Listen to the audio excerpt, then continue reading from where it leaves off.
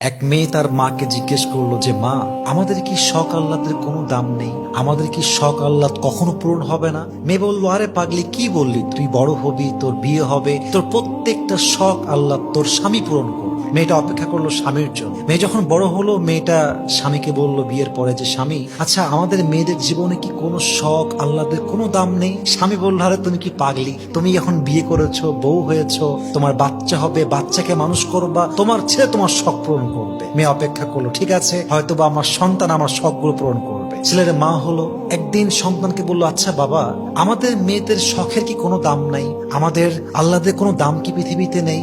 সন্তান বলছে, মা তোমার কি মাথা খারাপ? তোমার বয়স হয়ে গিয়েছে, তোমার এক পা কবরে ঢুকে গিয়েছে, তুমি এখন আল্লাহ বিল্লাহ করবা, কবরের ফিকির করবা। তখন মেয়েটা বুঝতে পারলো যে আসলে পৃথিবীতে নারীদের শখ বলতে কিছু নেই। পৃথিবীটা নারীদের আহ্লাদ পূরণের জায়গা নয়। নারীদের প্রথম এবং শেষ ঘর কবর ছাড়া আর কিছুই হতে পারে না। ঠিক কিনা বলেন?